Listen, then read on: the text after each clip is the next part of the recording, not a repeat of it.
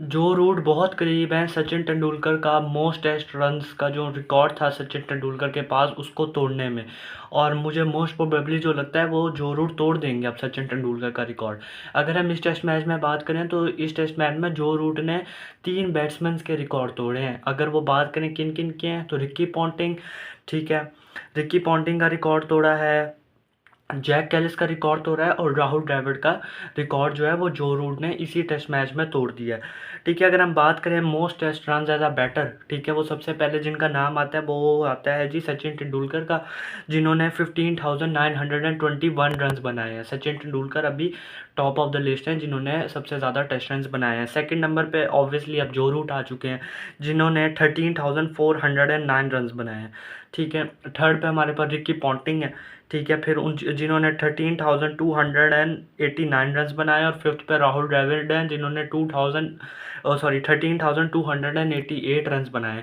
मतलब आप कह लें जैक कैलिस और राहुल द्रविड़ के जो रन हैं उनमें सिर्फ एक रन का डिफरेंस है, एक रन ऊपर है सिर्फ जैक कैलिस, तो इसलिए फोर्थ नंबर पर है।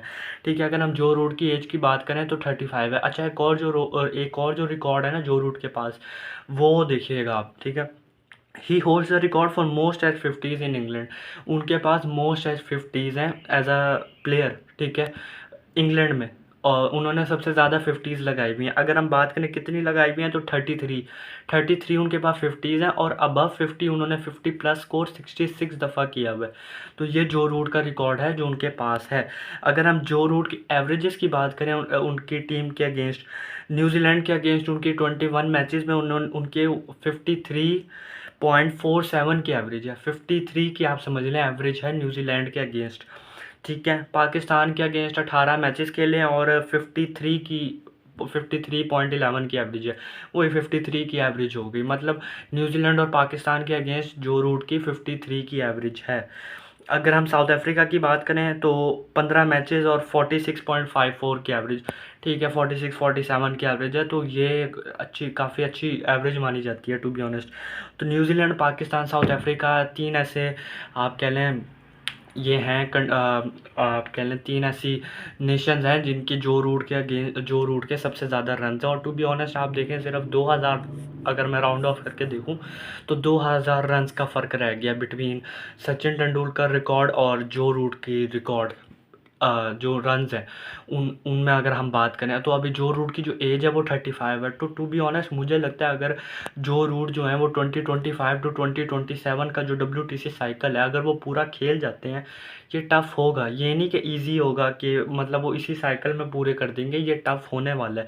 लेकिन ये डिपेंड करता है जो रूट की फ़िटनेस पे, और टू बी ऑनेस्ट मुझे नहीं लगता कि उनकी कोई इतने फ़िटनेस इश्यूज़ रह चुके हैं अभी। ठीक है, हमें कभी न्यूज़ सुनने को नहीं मिली कि जो रूट कोई इंजरी इश्यूज़ रह चुके हैं। अगर जो रूट खेलना चाहें तो 2029 तक आराम से खेल सकते हैं, और जो ये सचिन तेंदुलकर का रिकॉर्ड है वो अपने नाम कर सकते हैं।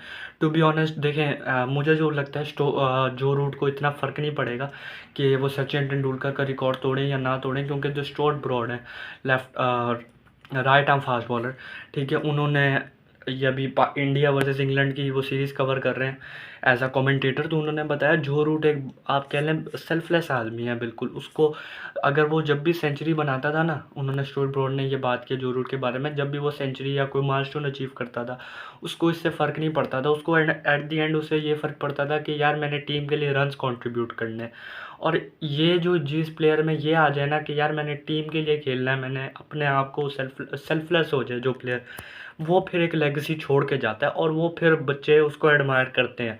चाहे एशिया में जितने भी आप देख लें बच्चे, बहुत सारे ऐसे हैं जिनको जो रूट बहुत पसंद होंगे, और यो इंग्लैंड वाली, न्यूजीलैंड, सेना कंट्रीज़ में भी बहुत सारे ऐसे जो बच्चे होंगे जो एडमायर करते हैं जो रूट को, और करना भी चाहिए। टू बी ऑनेस्ट एक लेगेसी छोड़ के जा रहे हैं, कोई आसान बात नहीं होती। टू बी ऑनेस्ट आप देखेंगे मुझे जो लगता है इंग्लैंड में इनके ज़्यादा रन हैं as compare to other countries. तो इंग्लैंड की कंडीशंस भी आप कह लें होम ग्राउंड तो है, लेकिन अपनी एक कंडीशंस में भी खेले हुए हैं आप कह सकते हैं ये।